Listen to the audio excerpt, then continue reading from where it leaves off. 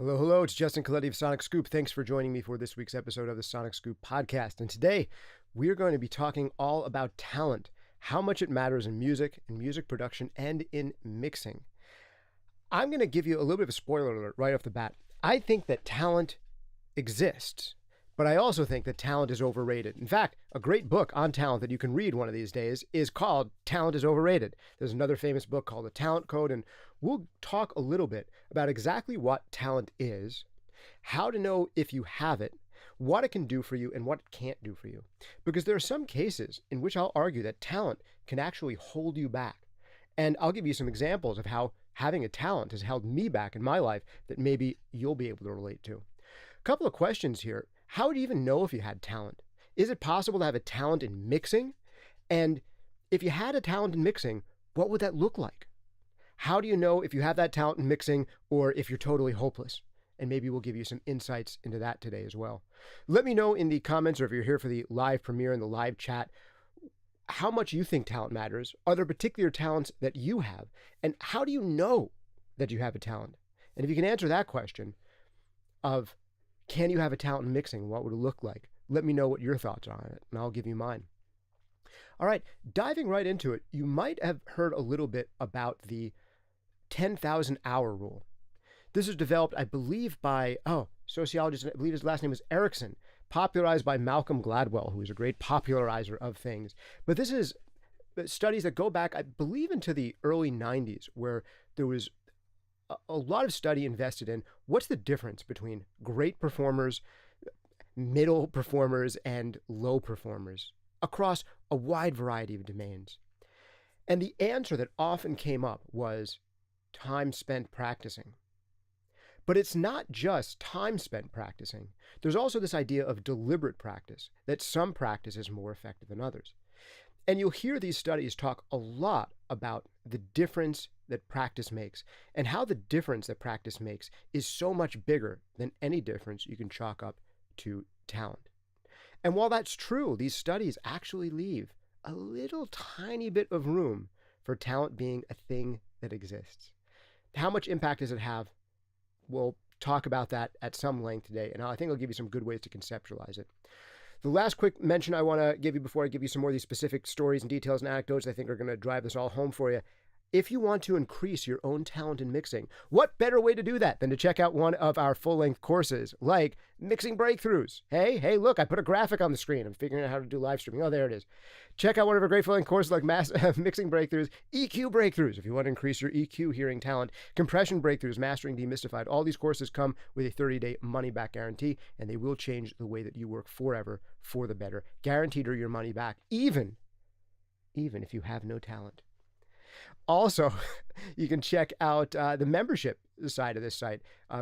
Right here on YouTube, we have a membership section. We're actually going to be doing our next members-only mix feedback session in 2 weeks. So if you want to sign up for that, you can. We listen to your mixes in real time. We listen to some of your favorite records, and we get a sense for how to bridge the gap between where you are and where you want to wind up. Exactly how you could be EQing your kick drum differently or treating your vocal effects differently. All the low-hanging fruit that we can find in there. And if you ask, I can tell you whether or not I think you have a talent for mixing. All right, I'm inspired to do this episode because I was talking to one of my colleagues the other day, and he could hear that my daughter was practicing piano downstairs. And she's 6 years old. And he asked me, does she have a talent for it? And I was like, what does that even mean, man? And I went into like a 15-minute diatribe on what talent is and what it isn't. And I'm like, oh, crap, if I can talk this much to someone who doesn't want to hear me talk about this for 15 minutes, then I could do a podcast episode about it. And it comes down to this. Ultimately, we're good at the things that we do a lot. And we tend to do the things a lot that we have some early success in. Having early success in something, you can consider that being like talent, but I don't think that's what talent really is. We can have early success at something because the first time we've tried it, we've been exposed to it a lot. Maybe you've come from a musical family, and if you've heard relatives playing piano, a brother, a sister, a father, and mother in the house with you, and then you finally go to play piano for the first time, you might discover that you have some natural affinity to it, it seems. You might even seem to have more of a natural affinity for it than your older sibling does the first time that you try. But this also might mean that you've had higher exposure to it than your sibling. And this is a first story I want to give you. I want to tell you a story about my father, who has perfect pitch. My father has perfect pitch. My mother is completely tone deaf, and I'm somewhere in between. My father, though, he remembers being on things like buses or cars and hearing the gears change, and just as a kid calling out a letter, F.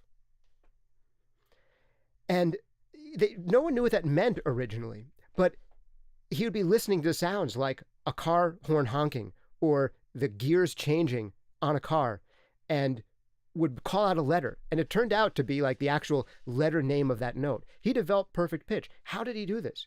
By being there every time his sister was practicing piano. From a very young age, he was around someone practicing piano next to him, calling out note names, going over the same scales again and again, from when he could barely speak until the age he went to play piano. So when he first started playing piano, he had some early success with playing piano. More success than his sister had. Now, his older sister didn't have as much success early on with piano as he did. However, she did not have an older sister who she heard practicing piano around the house all the time. She didn't have that early formative experience. So this difference in what you think might be talent turns out to just be a difference in exposure and practice. Exposure and practice that someone doesn't even know that they're doing. One of the videos that if you've ever seen the YouTuber Rick Beato, the video that, one of the few videos I've seen from him is the biggest video that put him on the map, where he calls out chords for his young son. And he doesn't call them out. He plays chords and then has his son name all the notes on the chord. And he'll play some of those chords that sound like you just put your butt down on the piano, because it's like every piano note at once. And his kid will go like, okay, F, F sharp, G, G sharp, C, C sharp, and then there's an F sharp, and then there's a B in there, off of like a butt chord. Now, does that mean that this kid has a talent, that he's able to do this, I think, as young as 7 or 8 years old? Well, if you find out the full story about how they got there, one of the other videos I've watched of Rick Beato, one of the few videos I've watched of him, he talked about how he trained his son to do that. And he would spend an hour or two a day bouncing his son, listening to like weird esoteric jazz fusion records with extremely complex music for literally hours a day. This kid had exposure. So is that talent? Or is that just another form of practice from a very early age? So we're still left with this question: what even is talent, and how much of a difference does it make? Before I get into giving you some concrete answers there, I want to give you a little bit of my own experience that maybe some of you can relate to, especially if you're in the music production and audio engineering side of things. I had some early success with instruments. I learned to play guitar and bass and piano and drums and harmonica and mandolin, and there's probably some others that I'm missing. Never learned to play ukulele. I should probably do that one of these days. But, you know, I learned all the basic instruments plus some, and they were fairly easy for me to kind of learn just the basic things on, to the respect that I could just practice an instrument for like an hour sometime in the week and like have a general sense of how to do basic stuff on it, and kind of put on a little bit of a parlor trick. Make the instrument sound somewhat interesting. Like if someone handed me some weird one-stringed instrument I'd never seen before, I could rock that thing. I couldn't necessarily, though, play actual songs that other people had written that I figured out note for note with extreme accuracy. Couldn't necessarily do that. So there was some talent, some ability there. Maybe you'd call it talent. Maybe you'd call it I grew up in a musical family, or my father and my older brother were playing music and I heard that from a very young age. But one of the problems with having some of that early success and being able to do little parlor tricks fairly quickly is that I never built a real habit of practice. I would practice just enough or mess around just enough that I could write some interesting riffs that I would take to band practice, and I'd be like, hey, here's a new riff that I've come up with. Let's try to build a song around it together in real time. And I would do that kind of thing. But I never got that kind of virtuosic ability to mimic the playing of others, to really 100% know what I was doing, to really get progressively better and more free and more skilled at the instrument. And that's because I didn't practice. So there's another big saying that's important here. It goes something like this: hard work beats talent when talent doesn't work hard. But even if talent does work hard, if a lack of talent works really, really, really hard, probably still beat talent. But what would the difference be if you had two people who practice exactly the same amount, and one was talented and the other wasn't? What would the difference between them be? And there's actually some studies, the most underreported studies in all this 10,000 hours research is on exactly that. Take two people who have the equal number of practice. They both have 8,000 hours of practice. They both have 12,000 hours, roughly speaking. They're both in the same category. And what's the difference between them? They did this, I remember notably, one of them I recall was with concert pianists.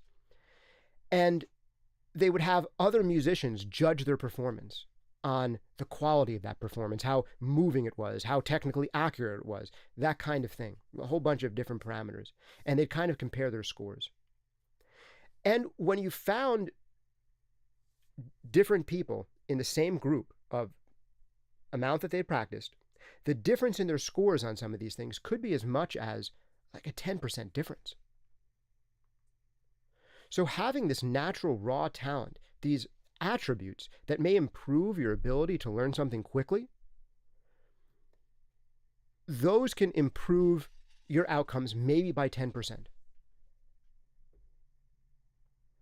But if you compare the people in the, say, 10,000 hour practice group to the 5,000 hour practice group, the difference is way more than 10%. It's huge.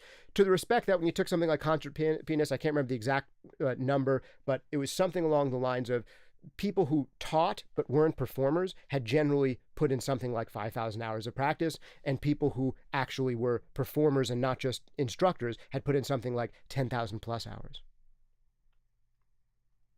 Like the gulf between the average teacher and the average performer was pretty big.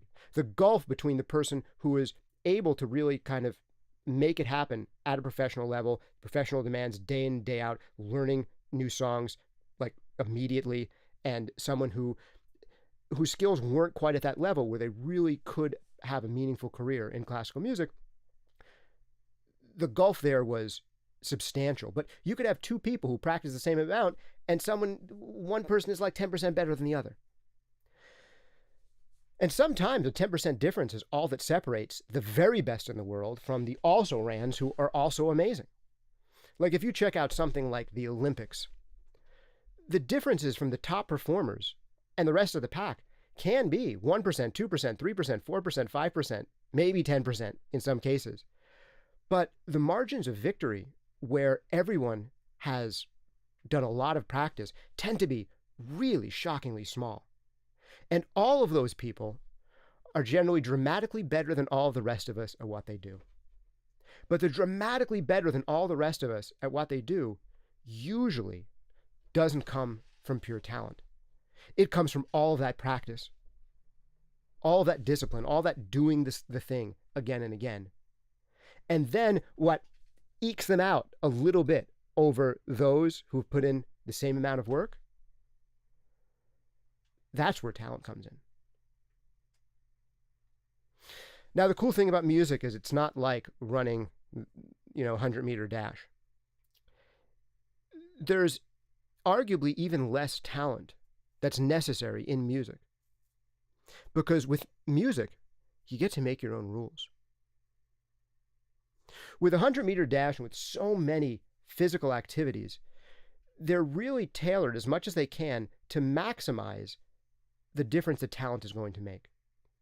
The difference that some raw physical attributes, some raw physical athleticism are going to make. There is so much technique and so much practice that comes into being great at the 100-meter dash that goes into becoming a great pole vaulter or baseball player. But one of the different things about all of those forms in our art form of music is that with music, there is not a strict set of rules. There are a variety of different rules. The rules for an EDM track are very different than the rules of a country music track. The rules for some weird new subgenre of ambient electronic music are totally different than the rules of some weird new subgenre of punk rock. And one of the cool things about music is you can create an interesting new rule set. And you can be the best in that rule set without putting in 10,000 hours. Because you've created a new aesthetic that people are interested in, and then you race to the top of that aesthetic. If there weren't a lot of concert pianists out there, and, and something like a Rachmaninoff style, piano suite was like this totally new genre, you wouldn't have to be nearly as good at it as if it was already established genre.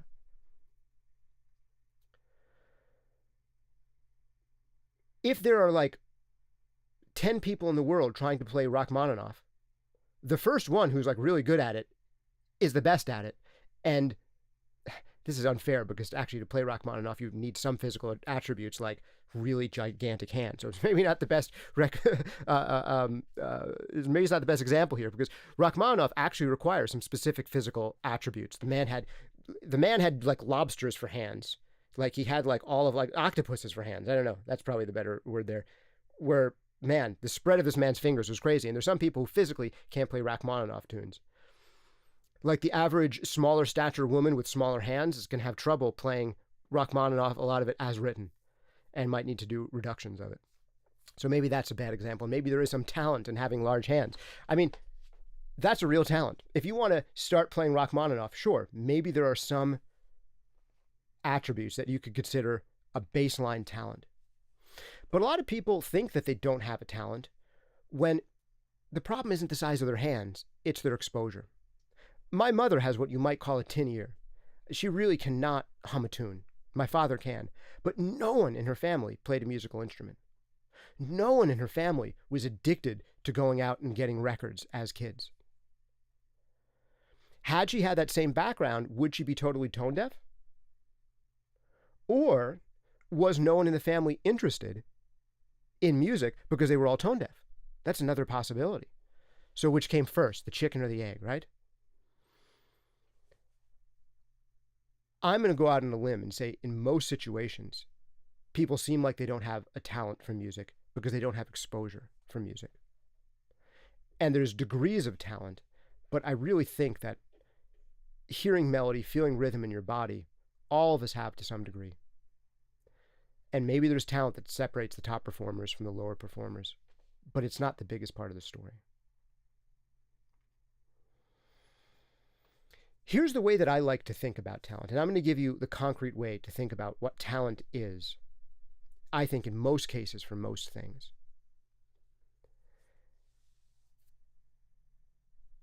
And that is that talent, the closest proxy we have for talent in most areas of endeavor, is probably IQ. And that's not fun to say because IQ is not fun to talk about, because it suggests that maybe there are certain places in which some people have faster brains than others. And that's where I think that if you look at all the studies in IQ, is the best studied, best understood, and most concrete variable in all the literature about psychology is this idea of IQ. That some people's brains just work a little bit faster than others. But if you look at scores of IQ compared to lifetime net worth, they're not as closely correlated as you might expect. There is a correlation there. If you are as dumb as a bag of hammers, the chances are that you're going to be less wealthy than the average person who has, sky-high IQ.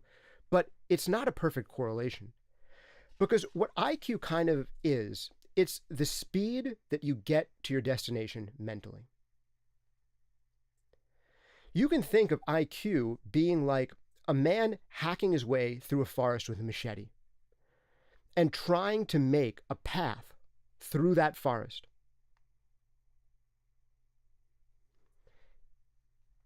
It's all trees and bushes right now, but we create this path so they can move through the forest more quickly. The higher your IQ, the faster that you're cutting through that forest, the sharper your machete is, and the clearer of a path you're able to make more quickly. But there's also something else that's different from this idea of IQ, general intelligence. There's this idea of crystallized intelligence. The things that you know, not your processing speed, but the path that you've already cut through the wood. And you can think of that as being crystallized intelligence, all the stuff you've accumulated. And sure, if you take two people and you tell them both to take a machete and cut a path through the jungle, and one of them cuts through the jungle 10% faster than the other guy, if they both spend the same amount of time cutting a path through the jungle, man, every day that guy who cuts through faster is going to cut through 10% faster than the other guy. And that could potentially have compounding results. So that's a difference that talent could make. However, if you take the guy who's able to cut through the forest really fast, and because he's able to cut through the forest really fast, he only does it a day or two a week. And then you take this other guy who cuts through the forest 20% slower, but he's out there every day for 2 hours a day doing it, when the faster guy is out there 2 days a week for 20 minutes. Who's going to end up with a better path through the woods in the end? At the end of 10 years, who's going to have a network of roads through the jungle? Maybe this guy who's less quick because he did it every single day has laid down bricks, and all of a sudden you have paved roads through the jungle because this less fast guy was out there consistently again and again and again. And that's how to think about the difference between talent and practice. The talented are the people who are able to get there a little quicker. But the practiced are actually the people who work at getting there.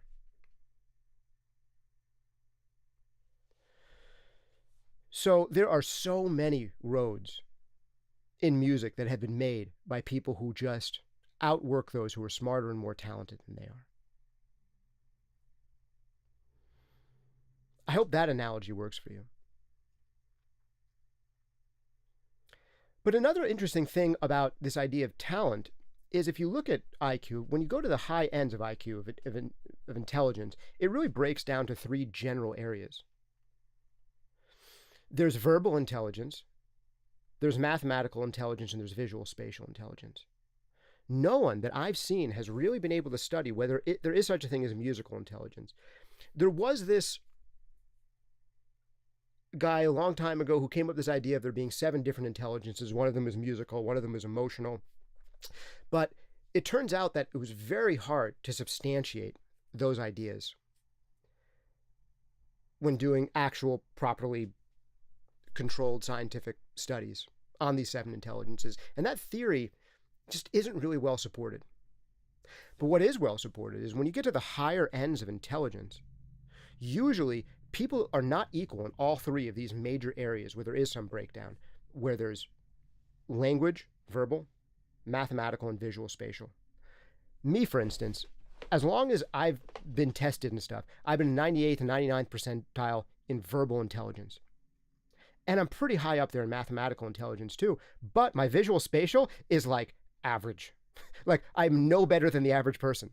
So I could be 1 out of 100 good at, reading comprehension and analytical reasoning, but then I could be toss up. Anyone on a bus, grab them, and they might be better at turning objects around in their head than I am. So what does that come down to? Do I have a talent for verbal language verbal language skills? I just have the 99th percentile, and here I'm saying for verbal language skills. Well, you have to forgive me. I'm 24 minutes into talking straight without a break. So even us people are going to make mistakes like this, being the 99th percentile doesn't suggest perfection. And as soon as you brag about something, you're immediately going to do it terribly, I think is one of the other ironclad laws of nature. So anyway, why is my verbal intelligence so much higher than my visual spatial intelligence? Maybe you're the other way around. It's possibly because I just had a lot of practice in reading, in writing, in listening. I come from an extremely talkative family. Both my parents were English teachers. One of them was musical. I come from verbal people. I come from New York. I'm a New Yorker. I mean, my goodness, you want to hear a lot of words per minute? Move to New York, right? All of these things have an effect. There's a chance that raised under completely different circumstances, who knows? Could my mathematical abilities have developed more from exposure? Could my visual spatial abilities have developed more just from exposure? And the same thing happens with a lot of other people. There are engineers out there who have amazing visual spatial intelligence, but their verbal intelligence isn't quite as high. That's not uncommon at all. They can turn objects around. They can read flowcharts extremely well. But when it comes to clearly and cleanly articulating something in a very simple, easy to follow way, that's difficult for them. They'd rather draw you a picture of what's going on. Now, I do feel like there's a chance that there could be something like musical intelligence. I haven't seen good data to support it, but I think there's reasons why we don't have good data to support this idea of musical talent, of musical intelligence. And I think it's because the amount which we are exposed to music on a family by family basis varies so incredibly much. And what kinds of music people would be exposed to varies so incredibly much by culture. This is something where it would be really hard to make a culturally blind test of aptitude. I mean, what would you have people do? Would you have them just do the basics of padding out rhythms, of matching rhythms? Well, if someone's never physically done that before with their bodies, they might not be very good at it. If someone had to match note names or match notes on a piano, would there be differences in ability there? Absolutely. But it would be so hard to tease out the differences in exposure to music and differences in aptitude to get there quickly. And that is so much more difficult to tease out than it is with language, with mathematics, and with visual spatial skills. So there's a chance that that aptitude exists, but is extremely hard to measure. If you've seen any studies on this, please send them to me. But what they've found and why the findings with IQ are so robust is that they find that all of these other supposed intelligence that might exist are so closely correlated with general IQ. So when you look at large masses of people, how high they're going to be in visual spatial, how high they're going to be in verbal, how high they're going to be in mathematical is very closely correlated to their general IQ. But those are the three areas we can really see it break out to some degree. With music, we see an extremely high correlation between success in music and ability in musical tasks and IQ. So it really comes down back to this idea of one thing that we know for somewhat certain is that there is such a thing as maybe mental horsepower. And having faster mental horsepower seems to improve you at everything that you could improve in. But it does not guarantee success, and it does not mean that someone dumber than you isn't going to do better than you because they actually have good habits. And if you had to choose one in your own life, if you had to choose intelligence or habits, your habits will take you so much further than your intelligence.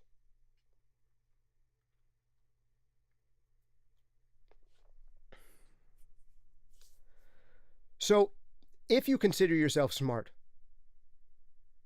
if you've been told that you're smart, if other people have flattered you that you're smart, if you flattered yourself about being smart, try not to let that go to your head and try to tell yourself the opposite. Try to tell yourself you're dumb at a lot of things and that you need to work on those things. Because honestly, even though you can be smart and you can have early successes at things, the areas where I'm the most successful today are the things that I struggled with the most when I was beginning. And maybe that just says something about my personality type, but I don't think that's completely the case. The reason I know anything about audio engineering is because when I first started to learn audio engineering, I was able to say to myself, oh crap, I know absolutely nothing. Nothing. I have no clue what's going on. An aux, a bus. This sounds crazy. You're telling me you can take a signal and make it go to two places at once, and then they come back and they rejoin together somehow? This doesn't make any sense. Like, I still remember the feeling of that saying, that can't be right. That sounds crazy. And here I am, supposedly a reasonably intelligent person. Didn't make any sense to me. So much about audio when I first started to learn it didn't make any sense to me. But the reason I think I succeeded more in audio than in some other things where I had greater aptitude is because I said to myself, man, I know nothing. I don't feel like I have a natural talent for this. I'm going to have to buckle down and learn this stuff and admit that I know nothing and actually try and put in the work. So I became reasonably good at it. And ultimately, the puzzle of trying to get better and better at something was more fun and more satisfying than being able to quickly do a parlor trick on an instrument.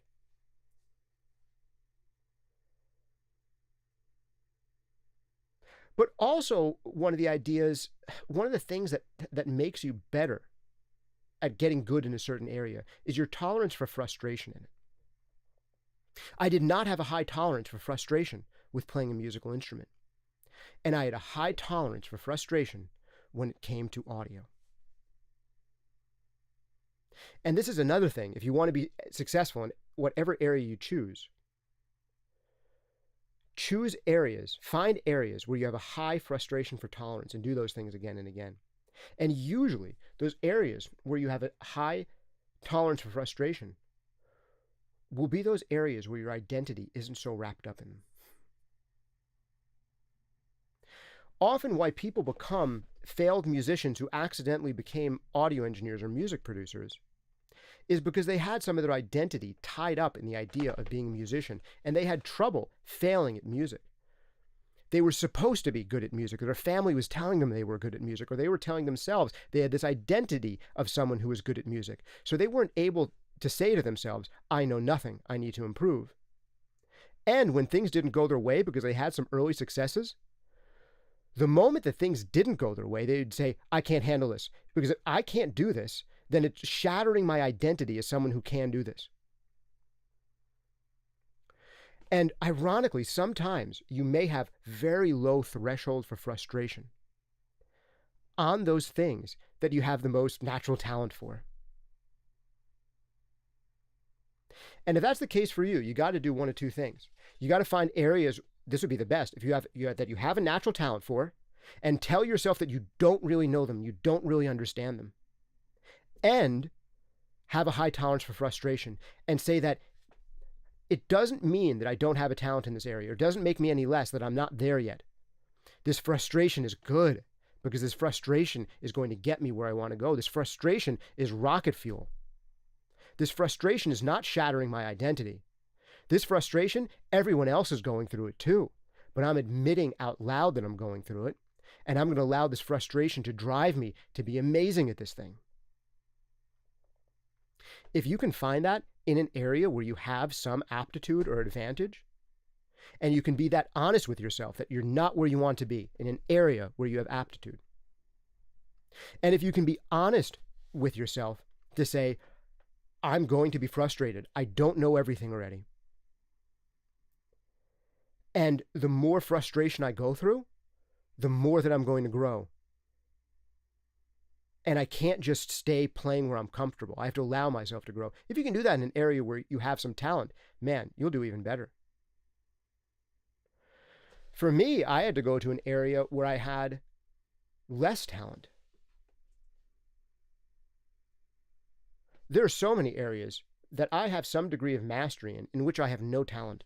I'll name two of them for you: economics and JiuJitsu. I have some degree of mastery in economics in the sense that if you mentioned any major economist, I could tell you what they thought on any number of particular issues. And I could give you my own reasoning about why they're correct or incorrect, who would disagree with them, why, and which two of those points I would agree with more. And I could give you a whole, we could change this if you wanted to right now. I could do a 90-minute dissertation on stock valuations and why they should be worth anything at all. I could give you a 90-minute dissertation right now on monetary theory according to the major schools and what I think they've got right and wrong. Why can I do that? Is it because I have an aptitude for money? No.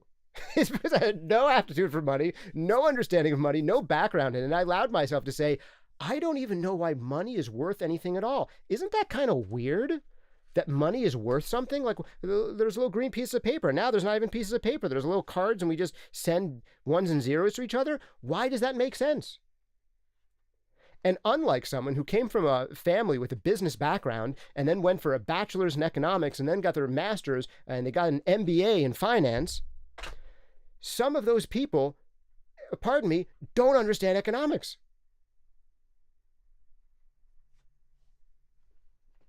They understand what's fashionable to say about certain issues in economics today, but they don't. I've talked to people who really cannot give a logically satisfying answer to why stocks are worth anything at all, who work in finance.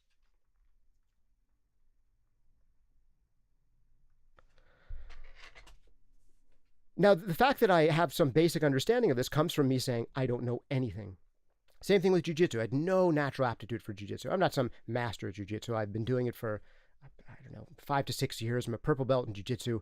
And yeah, if someone new off the street comes in, I'll look like a wizard. But you put me up against, some world champion black belt and I'll make them look like a wizard. You know what I mean? But any of my ability there, I actually didn't make much progress at all for the first year and a half. But when I finally said to myself, okay, I have no idea what I'm doing. None. That's when I started to get good.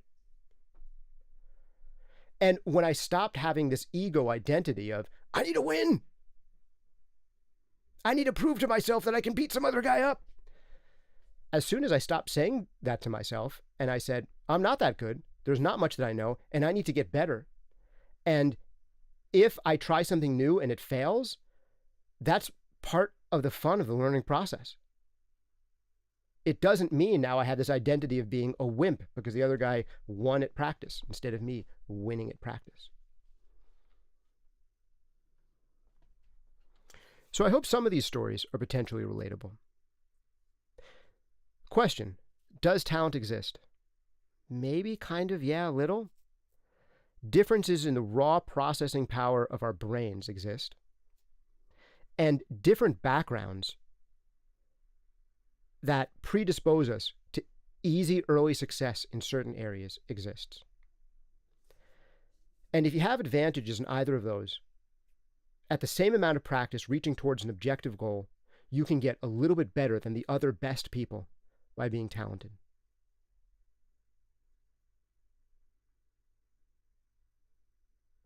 But it doesn't matter as much as you think. And here's the fun thing. If you're not all reaching for the same objective goal, talent matters even less. And in music, we're rarely reaching for the same objective goal. Tell me, did Neil Young or Bob Dylan have a talent for singing? I think most people would argue no, but they were still extremely successful as singers. They're playing by their own rules. And you too can play by your own rules. Now, this begs the question of, is there a talent to making up your own rules? And maybe to some degree there is. There's personality backgrounds that make it easier for you to make up your own rules. Like if you're very high in openness, in the creativity dimension, you're more likely to make up your own rule set. But just because you make up your own rule set doesn't mean it's a useful rule set that people are actually going to care that you succeeded at.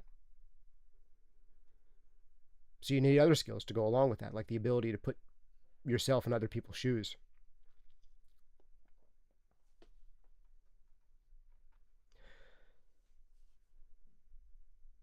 But I think that analogy of cutting your way through the forest, getting machete and going through the jungle, the person with extra talent is going to cut through that jungle more quickly. But literally, the way that our brains work is that when we get good at a task, it is that we are reinforcing certain pathways in our brain by repetition. And this is neuroscientists' best understanding right now, how skill is actually achieved, is by one of the major theories here is the myelination of neurons in the brain. The idea that we have these neurons that link together in our brain. And the more that the myelin sheath, you can think of it as like the rubber insulation sheath on a wire, the more that we myelinate that, the more that we increase the thickness of that sheath around these neural pathways, the faster and more efficient they become. And that's like laying down a better and better and better road. And when you have this great network of roads through the jungle of your brain, going through that jungle of your brain is so fast, even if you're slower than the other guy. Because if you compare yourself to someone who can move 10% faster than you, and they are moving through the slop of the jungle, but you're moving through this network of roads that you've already cut, you're going to get through your jungle faster than the other guy, even though the other guy can theoretically move through the jungle faster than you. Because you're going on paved roads, myelinated neural pathways in your brain, and the other guy, he's just taking another casual slop through the first 100 yards of that jungle, and then giving up out of frustration, turning around and going home. So you win. You're the one who gets through the jungle faster. Now, there are some things that can help you improve. So the dimensions here are not only time put in and the speed at which you get good at something. There's a third dimension that we haven't talked about. And this is the dimension that I can help you with the most. And that is actually practicing the right things, actually using your time in practice fruitfully. That usually means having systems, a good mental framework, a baseline understanding, this mental scaffolding on which you can build. Because if you go into the middle of the jungle, you've cut your path, and now you want to build a treehouse for yourself, putting up some scaffolding is going to help you erect a building. Not having scaffolding is going to make it a lot harder. So if before you build your cathedral in the middle of the jungle, you put up some scaffolding, you can build that cathedral much, much more quickly than if you're just going brick by brick. Now, this may not be the perfect analogy because this probably isn't how cathedrals are actually built. And scaffolding is probably more relevant in the context of, building skyscrapers. But you get my point, right? All right, we'll make it a skyscraper in the middle of the jungle. Okay? Scaffolding is still useful in doing stuff on cathedrals. But still, you get my point. You put up the scaffolding, you're going to have a much easier time building. So what is the scaffolding? The scaffolding is deliberate practice. And the scaffolding is having the proper mental frameworks before you start your task. And that's what the courses that I do are all about. Yes, they have the hands-on, tactical, practical learning, where compression breakthroughs, we listen to a lot of compressors together. EQ breakthroughs, we listen to a lot of EQ moves together. But before we even get there, having a framework, a proper mental framework for exactly what each control on the compressor does, what you're listening for, what you're trying to achieve with them, what you should be hearing when you change each control. Once you have a proper framework for that, your listening exercises with compression are going to be much better. Compression breakthroughs is all about that. EQ breakthroughs is similar. Yes, we'll listen to a lot of stuff together, but if first you can take the frequency spectrum and instead of going, whoa, it's 20 hertz to 20,000 hertz, that's a lot of hertz. How am I going to learn to hear the difference between 20,000 different frequencies? Oh, wait, actually, it's an infinite number of frequencies because there's frequencies in between all those frequencies. How am I going to learn what an infinite number of frequencies sound like? Well, what if we broke it down? And we broke it down into 2 bands, low and high. You can do that. We broke it down to 3 bands, low, mid, and high. You can do that. We break it down to 4 bands, lows, low mids, high mids, and highs. You can do that. And you can get further and further along there. And once you get to the point where you're able to break it down between 7 different bands and to distinguish the difference between these 7 different EQ bands, you know exactly the cues of what to listen for. Your ability to recognize those frequencies is going to happen so much faster than if you don't have the proper mental framework going into it. So if you want that kind of thing applied to EQ, you check out EQ breakthroughs. We have mixing breakthroughs. You can get good at mixing by mixing for weeks on end, for actually putting in the time. But you use it so much more productively if you have a proper mental framework for mixing, such as where should you start your mix? Do you start at the beginning of the song? That's actually a really bad idea, to start your mix at the beginning of the song. Why is that? I have free videos on that, and I have, in the mixing breakthroughs, there's, a whole bunch that tells you exactly where you should start in the mix and why. What are you trying to achieve with the mix? What should you bring up first? How do you know what's most important in the mix? There's a whole section on that. In what order should we do things? Should I do EQs before I set levels? Should I set levels before I set EQs? How should I go about panning? How do I know where to pan each instrument? What if you had a mental framework, a repeatable step-by-step process that gave you an idea on all of that? That's what mixing breakthroughs is all about. So, yeah, long story short, not to just be plugging the courses, but you can have such better results if you first have a mental framework and you put in the time. And if you feel like you don't have talent, that shouldn't be something that stops you.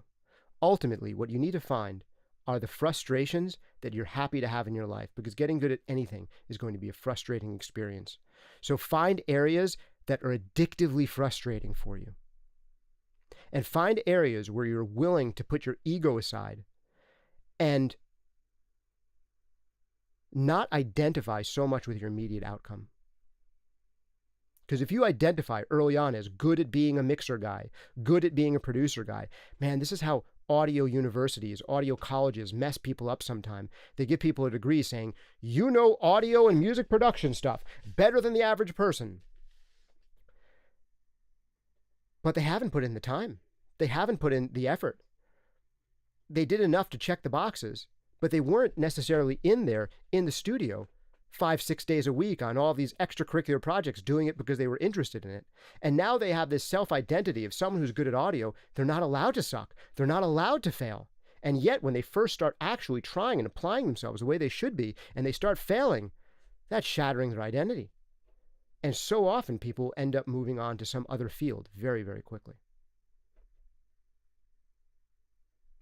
So I think those are my big takeaways for you. Doesn't matter if you have talent. It'll separate you from the other top 10% of people to some degree, but who cares? You made it to the top 10% of people. You have a career at a thing you love. Awesome. So don't get too worried about talent. Number 2, find something you can be humble about and say, I know nothing in, and say that to yourself regularly. Third, and this goes with the second one, find a way not to have your identity linked up with your failure.